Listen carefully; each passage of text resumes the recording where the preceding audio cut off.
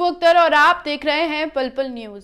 ये तो सच है कि इतिहास लिखे नहीं गढ़े जाते हैं और इस गढ़े हुए इतिहासों में हमारे तमाम शूरवीरों की शहादत शामिल है, जिसे भारतीय जनता पार्टी दोबारा लिखकर मिटा देना चाहती है।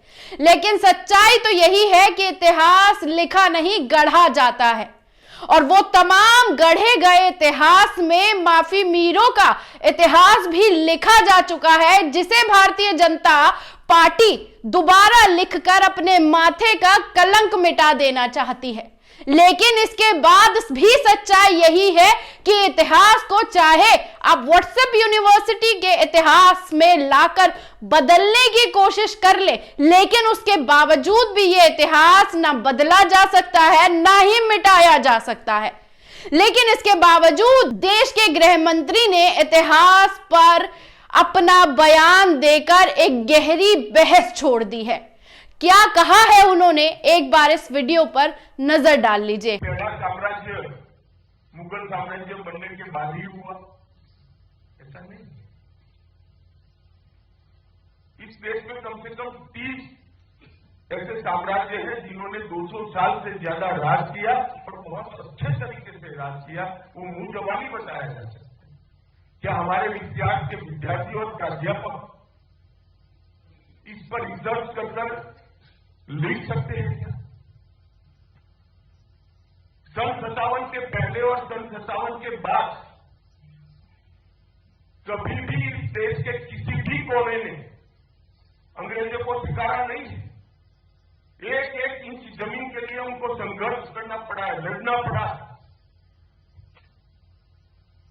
ये क्या संघर्ष नहीं है आजादी बरकरार रखने का, आजादी को बचाकर रखने का? इसको क्या इतिहास में स्थान नहीं मिलना चाहिए?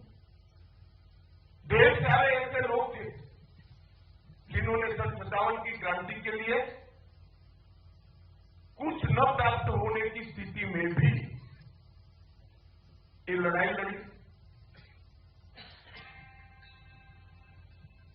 और मैं मानता हूं कि सन 57 की लड़ाई ने ही इस देश की जनता के मन में स्वराज के संस्कार शिवाजी महाराज के बाद पहली बार डालने का अगर कोई प्रयास ने काम किया तो 1857 की क्रांति ने किया और वहीं से हमारी आजादी की लड़ाई की भूमिका वहीं से शुरू। इसकी नींव वहीं से डली गई। चाहे सशस्त्र क्रांति का इतिहास देखो या कांग्रेस का अहिंसक आंदोलन देखो, इसकी नींव ढूंढने जाएंगे तो 1857 की क्रांति के अंदर से ही। तो दोस्तों, आपने देखा ये वीडियो। देश के गृह मंत्री जिस तरह से इतिहास को लेकर अपनी विचारधारा को सामने रखकर ये बताने की कोशिश कर रहे हैं कि माफी वीरों का जो इतिहास लिखा गया वो सही नहीं गलत है, जिसे दोबारा से अहिंसात्मक तरीके से मिली आजादी की बात पूरी तरह से सच्चाई नहीं मानी जा सकती। इसी का जवाब कांग्रेस ने देकर गृह मंत्री जी और देश के प्रधानमंत्री जी से सवाल पूछा है कि क्या माफी वीरों का जो पूरा इतिहास था उसकी पन्नों को बदलकर फिल्मों के इतिहास में दिखाकर क्या सच्चाई को बदला जा सकता है। ये तीखा प्रहार कांग्रेस ने देश के गृह मंत्री पे किया है। एक बार आप इस वीडियो पर नजर डाल लीजिए। इतिहास को फिर एक बार तोड़ मरोड़ कर बदलने की कोशिश करी जा रही है, लेकिन इतिहास बदला नहीं जाता है, बनाया जाता है। और हमारे देश के महापुरुषों ने और वीरांगनाओं ने इतिहास बनाने में इतनी लंबी लकीर खींच दी है कि कोई भी भाजपाई और संगी उसके आसपास नहीं फटक सकता है। लेकिन कुछ भी कहने से पहले आज एक बात पूछनी और जवाब मिलना जरूरी है। देश के गृह मंत्री अमित शाह ने एक बहुत बड़ी बहस छेड़ दी है। उनका कहना है कि इस देश को आजादी अहिंसा के रास्ते से मात्र नहीं मिली। तो मोदी जी, सवाल आपसे है कि क्या आप महात्मा गांधी को, क्योंकि अहिंसा के पुजारी तो महात्मा गांधी थे, क्या आप महात्मा गांधी को आजादी के तमाम महानायकों में से एक मानते हैं या आप उनको फादर ऑफ द नेशन, राष्ट्रपिता मानते हैं, जो उनको बोस ने कहकर बुलाया और आजादी का प्रेरणा स्रोत मानते हैं? क्योंकि अहिंसा, शांति और सत्य का पाठ तो महात्मा ने न सिर्फ हमें पढ़ाया, पर उनसे प्रेरित होकर अमेरिका में मार्टिन लूथर किंग जूनियर और अफ्रीका में नेल्सन मंडेला जैसे लोगों ने अन्याय के खिलाफ शिद्दत से लड़ाई लड़ी और जीती। महात्मा गांधी इस देश की सबसे बड़ी पहचान है, मैंने पहले भी कहा है। आप गांधी को यहां पर जरूर कुछ कह दीजिए, लेकिन अंततोगत्वा आपको शीश तो गांधी के आगे ही झुकाना पड़ता है, क्योंकि वैधता तो आपको तभी मिलती है। तो जब आप लाल किले के साउंड एंड लाइट शो में गांधी को एक लाइन में सीमित कर देते हैं या नेहरू को विलुप्त कर देते हैं, तो इससे ना नेहरू छोटे होते हैं ना गांधी का कद खत्म होता है। इससे आपकी छोटी और तुच्छ सोच का और छोटे मन का पता जरूर चलता है। गांधी वो हैं जिनके लिए आइंस्टाइन ने कहा था कि हाड़ और मांस का ऐसा एक पुतला कभी इस धरती पर विचरता था, आने वाली पीढ़ियां ये विश्वास नहीं कर पाएंगी।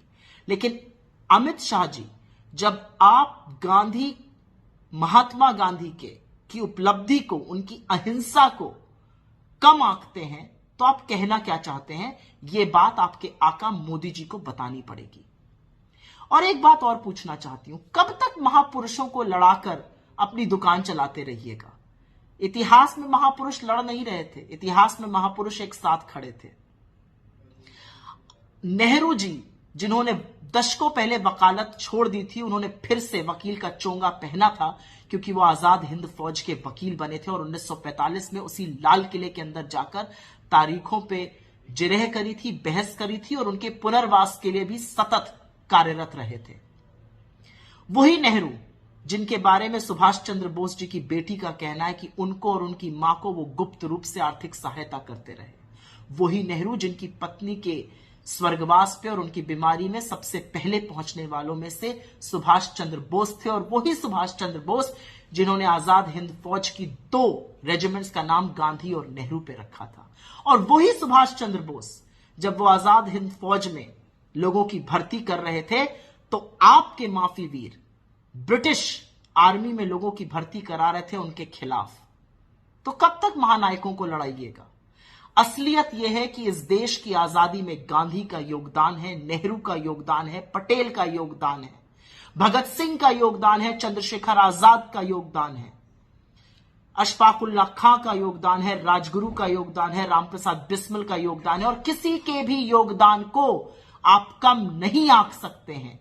लेकिन गांधी के ऊपर प्रश्न चिन्ह लगाना इस देश के लिए ही नहीं, सत्य और अहिंसा के हर पुजारी के ऊपर एक आक्षेप है और जवाब तो आपको देना पड़ेगा। छोटे मन से राजनीति नहीं होती और इतिहास बदला नहीं, बनाया जाता है, और वो बनता सीमेंट की इमारतों से नहीं, बुलंद इरादों से है। काश ये बात आपको समझ में आती। तो दोस्तों, आपने देखा ये वीडियो जिसमें साफ तौर पर ये सवाल बार बार जहन में कौंधते हैं कि जिस तरह से इतिहास को बदलने की बात कही जाती है, लेकिन इतिहास में जो हुआ वो सबके सामने है। लेकिन व्हाट्सएप यूनिवर्सिटी की मदद से उस इतिहास को बदलकर जिस तरीके से दिखाया जा रहा है, किताबों को बदला जा रहा है और झूठे बयान दिए जा रहे हैं जिसे सच्चा मान लिया जाए, लेकिन उसके बावजूद ये टेक्निक पूरी तरीके से विफल होती हुई भारतीय जनता पार्टी के वापस उनके ही सर पड़ती हुई नजर आ रही है। कैसा लगा ये वीडियो? कमेंट बॉक्स में आकर अपनी राय देना ना भूलिएगा। शुक्रिया।